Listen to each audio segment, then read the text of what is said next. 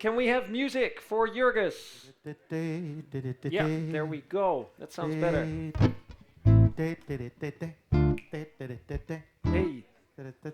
Come on, people. Joy is cheap if you're generous with it.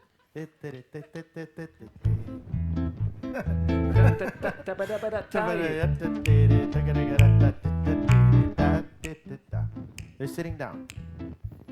Do they look ready? No. No, you can sit down. We're gonna do dancing. You wanna do dancing? Yes, I love it. So good, so good. We're gonna do some dancing. Yes. Get up. Yes. Move your body. Yes.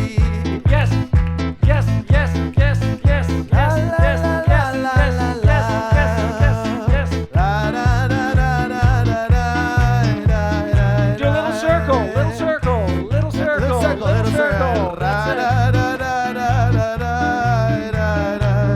We can try and coordinate a dance.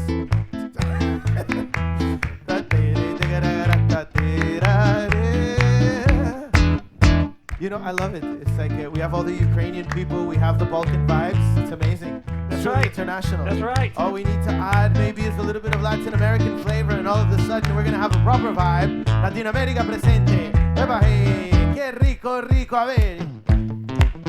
Where's Latin America? Latin America's present. Yay! Woo! Does Latin America want to show us how we're supposed to move our hips? No. You know, because Northern Europeans only move their shoulders, and if they move their hips, it's only forward and backwards. They don't understand what the vibe is. But we can work on that later. So Adrian, tell me who's the next speaker is. I've heard he's something special. He is. Is it true that some years ago he even made first place? He did. And still, we lack excitement from the people in the room who actually can sit back down. Yes, they can sit back down and take a deep breath in. And they can clap with a lot of energy.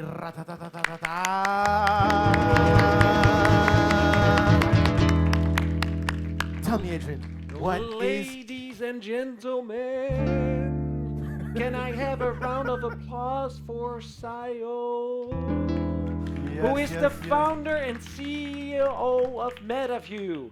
And let's do a little show of hands. Who is currently using MetaView? Oh my God, look at this. And then, even better, who is actually happy that they're using MetaView? Look at this. For the people that are not using MetaView, every single hand went up. This is a dangerous question in the software recruitment world to ask this question. But MetaView, I'm comfortable asking this question. Ladies and gentlemen, Siadhal. Thanks. Can you guys hear me okay? Yeah, I think so. Yeah. Can we get the screen up for me and get a sec, please?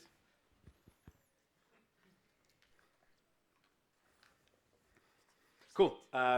Yeah, super excited to be part of this. I didn't know, actually, that it was a highly rated talk last time. I feel like Dutch is supposed to be super direct. So if it is great, come and tell me. Actually, last time I did a similar talk, there was like one Dutch person in the crowd, and that was the one person that came up to me with some very direct feedback about an adjacent talk. I've improved it since then. So it's very different from what we talked about 2 years ago, which, if you sort of cast your mind back a couple of years, I think AI was still the talk of the town, but I think the jury was out. It was a lot of people who were thinking, hey, are these LLMs really going to do a lot for us? And if so, how?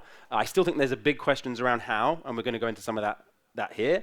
But I think the jury isn't as out. I think we're in a situation now where there's an expectation that we as an industry figure out how to get value out of AI because we know it's there. I think that's probably the biggest sort of almost macro change. Before we jump in, just a little bit about me. So as Adrian mentioned, I'm Siadhal, so pronounced like Kyle, but with an S, so you ignore a bunch of the letters in there. So if we chat later, it's Siadhal. I'm one of the co-founders at a company called MetaView. We're an AI company focused specifically on recruiting. Started the company about 7 years ago now, off the back of actually 2 years based here in Amsterdam working for Uber at a time when that company was growing like crazy. And really what that meant to me as a hiring manager was just doing a shit ton of interviewing and feeling like there was so much valuable data in these conversations that we weren't doing anything with. We now have over 4,000 customers, companies like Deel, Brex, Affirm, GitLab, Deliveroo, many sort of household names, also startups and everything in between. We've raised over $50 million, most recently from Google Ventures, and dual headquartered in London and San Francisco, but we actually spend a really good amount of time here in Amsterdam as well. My aim for this talk is to really sort of make our understanding of how AI may affect our work just slightly less fuzzy. So I don't think we're going to leave here with sort of absolute clarity, hey, we know what things are going to look like in 5 years' time. Anyone who thinks they can tell you that is lying. It's not possible. But we can, I think, start to see some emerging themes, and those are some of the things that I want to talk about. And then also share some tangible applications of those ideas. Again, some of these they're quite mature, and I would argue maybe many folks, if you're not already, should be doing these things. Other things are very nascent, and I think will just maybe get the creative juices flowing. So yeah, in terms of agenda, I told you who I am, so that's good, tick. I want to talk a little bit about how I think actually you folks, folks who are doing recruiting on the front lines, and us, folks who are building technology for recruiting, we sort of have the same job, and I'll explain more of that in a second. Then I want to dive in and spend the most of the time on the themes of change that we see with AI. Just to enumerate them now, we'll go into more detail in a second. Context engineering, so we'll explore what we mean by that and go through a couple of demonstrations. Vibe-based work, you've probably all heard the phrase vibe coding. What does that mean in other sectors like recruiting? We'll show some things that are pretty cool and hopefully give some inspiration. I think one of the other trends is that increasingly people are starting to think the first sort of protocol with AI was, hey, how can we use this to reduce costs? But there's a lot more to it than that as well. So I want to talk about that theme a little bit. And then the final theme is just this overall idea that the cost of trying new things is essentially trending towards zero. And that can have really big implications on how we do work. And then lastly, we'll dive into some questions. So yeah, first of all, you and I, so me as a representative Meta View here, and you folks who recruiting on the front lines or recruiting leaders, really I think we're not so different. And that's because I think that you and I, for the next 5 years maybe, I think that's sort of the right time frame, we're sort of working on the same thing, which is we here are trying to figure out how humans and AI are going to work together to build teams. That's the question we ask ourselves every day. I know you can't afford to purely ask yourself this question every day, but I think sometimes, and I think events like this are a great opportunity to lift your head up and ask yourself this type of a question. This is actually a very deliberately designed sentence. I want to sort of explode this a little bit. So first of all, figure out. So as I mentioned earlier, no one knows really how AI is going to change how we work. Even the labs that are building these models don't have a sort of picture perfect, clear vision of how this is going to affect our work. So this is truly still a time of exploration. That affects how we build product. It means we really try and ship things like crazy, get them in customers' hands, stay really close to customers, come to events like this and hear feedback firsthand, all so that we can learn things that literally no one else in the world knows. And that's the same for you folks. As you're exploring and trying out these tools, you really are trying things for the first time. A sort of a fraction of a % of people have ever tried to try and achieve recruiting outcomes. So it's just an incredibly exciting time, but no one knows. And maybe to bring, that sort of sounds super hopeful, which it is, but maybe to bring a little bit of like harsh reality to it as well, when these big disruptions occur, it's obviously the people who learn the quickest that end up getting rewarded. Because when you learn something, when you learn, well, I can leverage this technology to achieve this thing, and that means I can achieve this outcome quicker, you of course outperform other folks who are trying to do the same thing. And much as we're all being friendly here today, many folks here are competing for talent between their companies, and you can get a competitive advantage there. The second part of this is we really like to focus on how we're going to work together with AI. That's not purely from like a humanist point of view. There's a dose of that in it. It's just that we actually think that's the way it's going to be in future. We think it's going to be a case that humans and AI work together to get jobs done. And the thing that's really changed in the last 6 months around working together is this is now becoming very, it's like almost a pragmatic point, because now AI, the biggest shift probably in the last 6 months has been that AI can now use a computer, it can use a browser, it's going to be able to use spreadsheets, use messaging tools, all the same tools that you use, that, you know, when your fingers on keyboard or your teams are fingers on keyboard doing work, AI can use those tools too. So the extent to which we really mean you're going to be working together has sort of gotten very literal at this point. You'll literally be working with the AI, communicating with it to get work done. And so one, again, like sort of way to think about this is in these sort of white collar jobs, you know, these knowledge worker jobs where you're spending a good amount of your time fingers on keyboard, you can sort of think of your teammates, your colleagues, the humans and the AI as just different forms of intelligence you have access to. Now, we focus a lot on human-to-human interaction, which of course AI is not in the loop in those things, but there's a lot of the work that does occur within recruiting that isn't always about interacting with a candidate. It's all those other things that AI is really going to be a co-worker for you to achieve. And then the last is build teams. Well, duh, that's what we all do. So that's why that's an important part of the phrase. What I would say is everything up to this point, so figure out how humans and AI are going to work together. I'm biased, but I think that's the most exciting thing on the planet to be working on. And then the thing that's unique about us and you is that we're thinking about it particularly in the context of building teams. Great. So let's jump into some of these emerging themes. So I'm going to talk about 4, but really want to focus on these 2 over here. And in fact, just in the interest of time, I think we'll go into the 3 and 4 at the end if we have time. We'll see how we go. The first one is context engineering. So one of the emerging capabilities that you as leaders and as operators in your teams will have to build up, one muscle you'll have to build up, is understanding how to get the best out of AI. And the preeminent way you're going to do that is through learning how to set the context for the AI such that you get fantastic results. So we're going to show a few examples there. And then the second is vibe working, which is a little bit newer, but yeah, we want to explore how that might really change how we do work. And just quick hands up, who's sort of heard of vibe coding, for example? Hands up. Okay, cool. So there's about 50% of the room, so I'll go into some of the background there as well.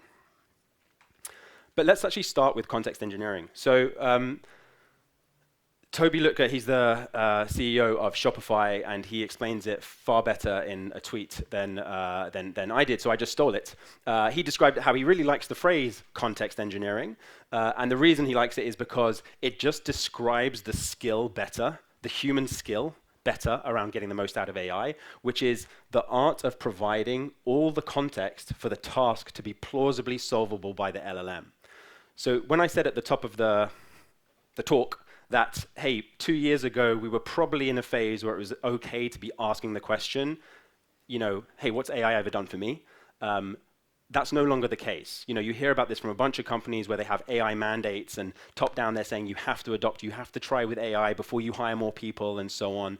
The story's changed now. It's now, I think we can treat it essentially as a fact that there's value in AI for whatever part of the business you're responsible for, and it's your job to essentially work out and make it so that you can get more done due to LLMs. And just some basic housekeeping in case you're not aware, LLM stands for large language model. It's essentially the thing that has given AI this fresh breath of life for the last few years. So when you're using ChatGPT, you're conversing with a large language model.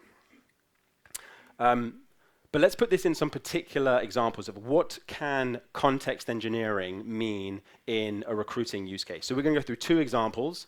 One is, hey, if I wanted to ask AI to provide a full, sort of all singing, all dancing summary of a candidate, what would I need to do to set the context so that an AI could plausibly do that?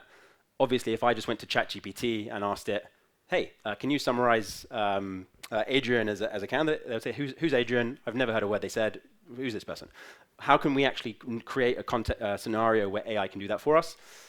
And then the second one we'll go through is understanding pipeline health and pipeline quality. How can I give the AI the context it needs to actually help me understand the quality of my pipeline, my recruiting pipeline?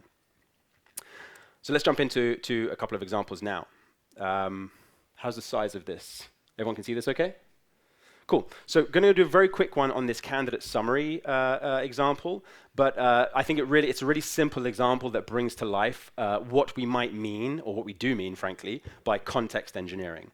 So I want a full-on summary of this candidate, Terry, so that we can, during our debrief, all have a 360 view of this person. The way that that happens pre-AI is I get various people to explain what they know about this person and hopefully aggregate all these notes, and we sort of fudge together a decision. In this case, what I've got is a set of an AI-generated summary of this candidate. And what's really sort of special about this is I've actually worked with the AI to create this. I've done that in a few ways. One, I've given it access to my final interview with the candidate, so it literally has everything the candidate said to me in my final stage interview with the candidate. So that's part of the context that AI has to create these notes you see on the left. It has the transcript on the right. I've also given it the resume of the candidate. So it's not just relying on just what it heard in an interview. It's also looking at the surrounding documentation as well. And then lastly, I've also given it access to the actual job description of the role. So I could obviously, whenever you're making a hire, you actually have way more context than this. I just didn't want to sort of go through a whole, 20-odd sort of documents and conversations I've had with the candidate. But again, this world where it's impossible for you as a human to retain all of this context in your head at one time, it's actually quite doable for you to engineer the context so that the AI has access to everything. And so that means when I ask the AI questions about Terry, it's got access to various different sources of data, not just my interview. And just to show you what that looks like, you'll see in the executive summary, which is just a few bullet points about Terry, it's actually pulling up where it's got the information from. It got 3 different data points from the resume and 1 data point from the interview. So again, this idea that the AI can review recorded calls, also review documents all at one time and put together this summary for you is just a really simple example of context engineering. Slightly more complex, let's move on to an example of what we mean in terms of understanding your pipeline health. So if you imagine a world where you have, you're hiring account executive, you're hiring salespeople into your team, you have a set of essentially non-negotiables or expectations about the candidate you're looking for. You've got a lot of candidates in the pipeline, but you just have this sort of sense that I'm just not sure the quality is there. AI can be really helpful for you in understanding the quality of the pipeline if you invest the time in helping it understand the context. I'll show you what I mean. So I'm jumping into my pipeline here. This is a set of conversations I've had with candidates for this AE role here. And you'll see across here we have various buckets of, and let me just close this real quick. You'll see we have various sort of attributes I'm looking for within an AE. I need them to have experience selling to mid-market tech. I want them to have experience with consultative selling. I want them to have a proven success, i.e. a track record, demonstrate ambition, so on. Everything that's I agreed with the hiring manager in the job description, those are essentially attributes I'm looking for. And I want to get a sense for how many of the candidates, how healthy is my pipeline looking based on how the candidates actually measure up against this. Now, just asking an AI, hey, does Michael have proven success, yes or no, is obviously not very good context engineering. So just to bring to life again the art of context engineering, what you can do with AI is really express to it what you mean by proven success, such that it can actually go and solve this task for you. So every single one of these columns, you can think of this as an instruction I've given to the agent around what selling to mid-market looks like, what consultative selling looks like, and in this case, what proven success looks like. And only then will it let me know whether I do or don't, or whether this candidate does or doesn't, has or hasn't exhibited this in my pipeline. And so I can just get this way richer feeling or understanding of the health of my pipeline. And I can see that over time, what's great to see is candidates who exhibit proven success, based on my definition that I've told the AI of proven success, we've gotten sort of a much healthier pipeline over time. We started in a really bad spot, actually, and then we've increased the quality of pipeline. And so you can move away from this world of, hey, how many candidates are in the pipeline? That's the health of the pipeline, to, no, we actually consult on what are we looking for, how do we verify what that looks for in a candidate, and then we can hold ourselves to account because we've got AI to support actually aggregating this information. Cool. So yeah, as I said, really just wanted to share sort of very tangible examples of what we mean by context engineering. The main point here is a lot of the initial success that we've had with AI was, I would describe in a very ride-along way. Hey, use this AI to do this thing that you didn't want to do anyway, and it does a good enough job, and we can move on. There's a place and time for that. I think this next wave, there's going to be a lot more about leaning in, where you actually have to set the context for the AI so that it can do a good job for you. And those are just two examples of what we might mean. And so like, to make that super tangible, I would say, obviously very pro note-taking. Using AI for note-taking, I think, is becoming a best practice. We're seeing a lot of people in the room who are already doing it. But I think one way to think about this is no longer about just getting a note-taker. You should have already done that, to be honest. It's really, you should start to think about this conversational data as probably the most important context for getting the most out of AI. Because if you're ever going to have and trust an AI to help you with, with any part of your recruiting workflow, it's going to need to know all the things you know. And the way it's going to know that is by being with you during those meetings. Cool. Let's move on to vibe working. So before let's sort of set the scene on vibe working real quick. Excuse me. So what I've done here is I looked on Google Trends, so this is a way to know how common are different searches coming up, and I asked it to plot over time for me test-driven development, which is a way of building software that is essentially all about writing out how you're going to test the software before you even build it. So it's very much about planning your software out front. And it was considered a best practice for product development for, well, in many cases still is. And then I asked it also to plot the term vibe coding and tell me how much over time is this term coming up. And you can just see that obviously test-driven development has been sort of pretty static over the last 5 years or so. And then in the last 6 months, vibe coding has just exploded. And this is a completely sort of AI native phenomena, which essentially I guess shows you how common this is becoming as a way to code. And really what vibe coding is characterized by is a world where you tell the software what you want it to build, not with a lot of detail, to be honest. It goes and does a first version, and you iterate from there. And this is just a way that more and more people are essentially becoming product builders. Anyway, the point is, it's really hot. Everyone loves doing it. There's a bunch of cool tools I can mention to you if you want to give it a go yourself. Nothing to do with MetaView, to be clear. It's more just a trend that's happening in the world. And so if you think about the change that's occurring with vibe working, which again I think is this next big wave, the traditional work pattern for most of us used to be, okay, so I realize that there's a problem. The next thing that I need to do is really think deeply about what a solution might look like. And then I need to work really hard on making that solution real. And then I get my first output. It's probably not quite right. And then I iterate from there. So that's the traditional way that most work has always gotten done. These two steps are the ones that take all the time. I spend time really trying to learn what I should build because the cost of building it is so high. So I try and do a lot of thinking up front before I actually do the work. Really, if you want to sort of break it down, what's different about this vibe work is that it shifted the order of this. So the first thing I do, rather than sort of really think deeply about the problem myself, is I go and share that problem with AI. I say, hey, I'm working on this thing. Actually, the AI thinks about the solution. I can go and get a cup of tea or have a coffee or meet some friends. The AI spends as long as it needs to think about that solution. It then gives me my first output, and then I iterate on it with AI. So that is a bit of a breakdown of what vibe work is. It essentially means you outsource maybe that initial friction to getting an output, to getting a solution to the AI. And so we asked ourselves probably about 4 months ago now, well, what would vibe sourcing look like? Because that's something obviously we spend a lot of time, scrolling through LinkedIn or whatever it might be, trying to find folks. What might vibe sourcing look like? So let's get into that, shall we? Cool. So let's. What's a good search to do? Okay, so I'll kick one off. So basically, this is a place where I can go now, both as a hiring manager, but our recruiters at MetaView and hundreds of other companies use it as well, to almost like get started on sourcing and start to calibrate on what candidates look like. Let's give it a go. I'm going to click on this.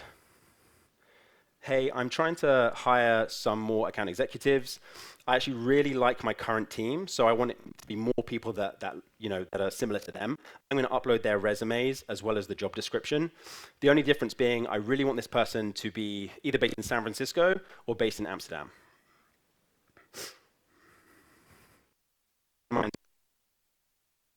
I'm now going to upload. You're seeing that as well. And so you've gone from this world where I, historically would spend a bunch of time, thinking about various filters and how I would apply sort of certain experience requirements to just, listen, I've got a great team. These folks are great. Let's find some more people like that. So give it a second to upload these things. And one thing I'm actually going to add is you can ask me 3 questions to help calibrate before the search. Cool. So now what's going to happen is, as I mentioned, if you go back to that flow that I showed you previously, the AI is going to spend time thinking. So this is not a, hey, I've given a command and then boom, here's 500 candidates who are just like these people. This is actually the AI taking some time. You can see here, it's actually going through each of the resumes that I provided, and it's doing some thinking to understand what questions it should ask. So it's asked me these 3 questions. So let me just answer that for it. Experience level, let's go 3 years plus, maybe no more than 6. They don't have to have an industry focus, but definitely have sold into technology companies before. I like it if they've sold to recruiting or HR, but they don't have to. And then customer segment, technology sector, mid-market and up. Cool, submit that. So what the AI is going to do now is based on all this information. So I gave it information in the first place. I gave it context of what I'm looking for in a very natural way. It asked a couple of clarifying questions. And what it's going to do now is it said, let me create your ideal candidate profile. So again, what I would typically do as a human previously, I'd have to come up with this myself. Actually, the AI is going to take all of this context. I say all of this, it's a lot of context, but I gave it in like 5 seconds. And it's going to distill that down into this ideal candidate profile. And it's going to use this as its way of understanding what to look for on the market. I'm not going to review it in detail. I'm just going to say looks good. And now MetaView is going to go off and probably spend 5 minutes or so looking across 650 million different candidates to find ones that actually might be or profiles that might be a good fit for MetaView. So it's just a far more human way, frankly, to do sourcing. We'll come back to this in a second because we'll need to give it a few minutes to get the results. And the big sort of difference here between, like when you think about this vibe sourcing, is it's really trying to find like a select number of very high fit candidates, as opposed to here's a big list of candidates for you to scroll through yourself. It's trying to sort of do that work for me. And it's pretty cool. You'll see here it says it's thinking and figuring some stuff out. I want to show you another example real quick of something we just launched that is super fun in this vibe angle as well. You'll see I just switched over to research mode here. Where I can essentially ask the AI to go and do market mapping for me as well. Again, something that could take me, sometimes I don't bother doing it. It might take me days actually to complete a market map. So let's see. So what I'm going to ask it is, what are the competition like for product engineers in London versus San Francisco? And the final output is a report showing your findings and what that should contain. I'm just going to go ahead and ask MetaView to do that. Just in the interest of time, we'll keep going. We'll come back to these results in a second. But my point is, the sort of this next phase combines this engineering the context for the AI so it can do a great job, but also really starting to think of it as a co-worker on almost what are the things that I would love to do if I had time. And if I can spare sort of 5 minutes to give the AI an instruction, it can actually work for me for the next 5 hours on this while I go and do something else. So let's jump back over to the sourcing and see how it's getting on. Cool, it's actually got some candidates now. So you'll see here, just to sort of like replay where we're at, we gave these instructions. It created this ICP, you remember, this ideal candidate profile. It did some searching, and then it submitted for me my first candidate pack.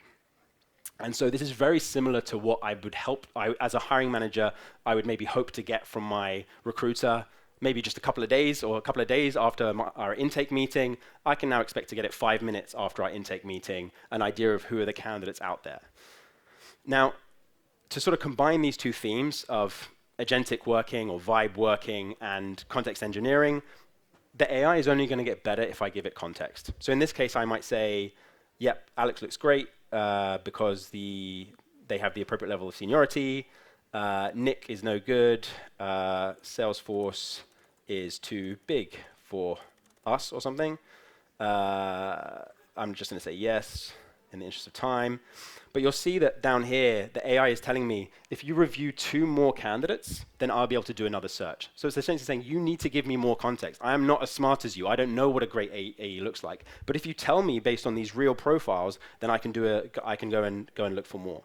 I'm going to say no on this one, freelance, not what we're looking for, and I'll say yes. And here you go. Now I can actually tell the AI to refine this search. So again, we won't wait around for the next batch, but you get the idea. You move to this much more, it might be in a way sort of looser and fuzzier in some instances, but actually you end up sort of circling towards the right profiles much more quickly in a world where you have this much more human-like interaction with an AI. So that's what we mean by vibe working, and we think it's a big part of how the future of work is going to look.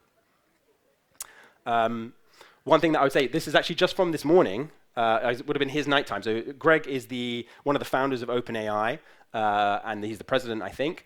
And he sort of mentioned that any tasks that frontier AI can sort of do today, it'll likely be able to do reliably 1 year from now. So I would say sourcing is looking really great. I would say the market mapping, I would look at that as almost like a junior who's joined your team and is sort of having a go at putting a report together. Let's actually see if it's ready, shall we? I forgot to show that. Might still be working on it. Oh no, it's still working on it.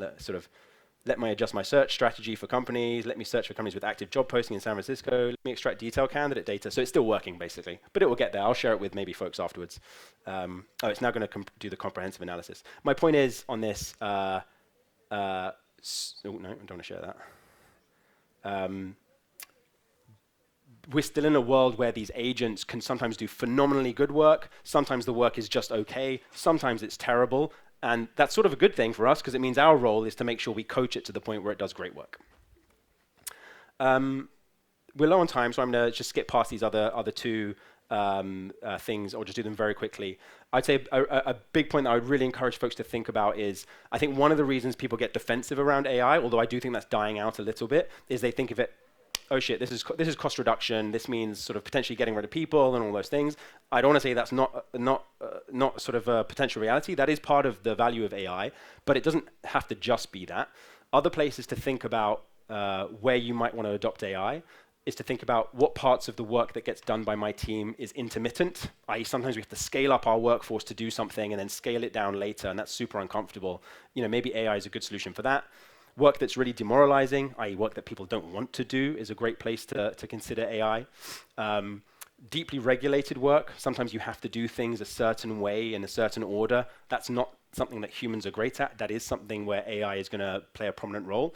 And then lastly, a really obvious one, just working in multiple languages.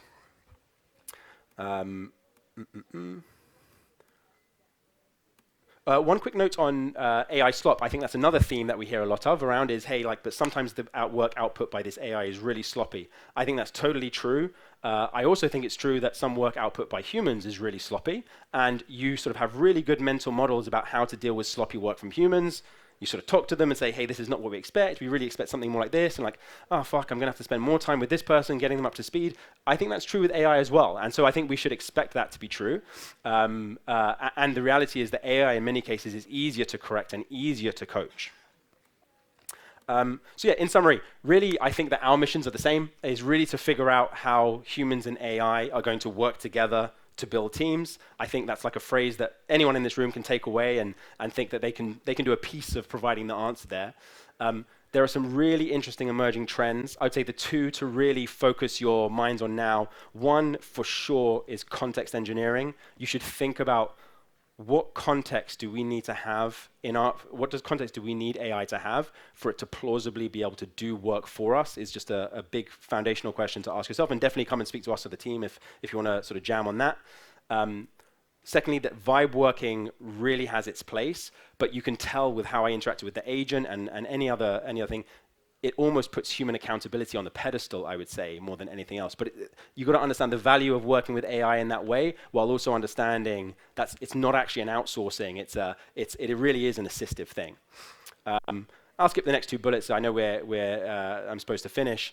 I'd just leave it with, we're still very early. This is the way work gets done in, 5 years from now is going to be substantially different to how work gets done today. So much as some of the things, I think hopefully some of the things I shared with you are like really fucking cool, and hey, I'd love to have that ASAP, and how do we do that? I think other things might be a little more, hey, that's interesting. I wonder how that's going to develop over the next few years. We are in that phase, and I think that's totally fine. And again, it's part of your job to tune and configure your view on that.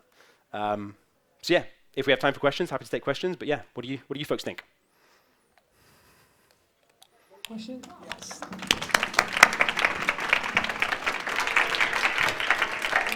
Do you have a very short question, Mahmoud? Okay, very short question. Then we. Really cool. Question, can you please remind me, when you were doing the MetaView conversational model and you were asking it for profiles, where are these profiles pulling out from? Yep. Are they from public sources or from the MetaView database? Both. So public profiles, we have about 650 million publicly available profiles that MetaView has access to, irrespective of whether you've, as a recruiter, have ever interacted with those people or not. And then you can also connect it to your applicant tracking system, so it can look through and provide additional data about candidates that are already in your applicant tracking system. And of course, it's connected to MetaView, so if you've actually had conversations with these people, and you know things about these candidates that the internet doesn't know, then they can be bubbled up as well. Nice, that's very cool. Yeah. Cool. Oh. Sorry. If you have other questions for Sal, which I think many people will do, we're going to speak over drinks. One more time for Sal. Thank you so much. Thank you very much.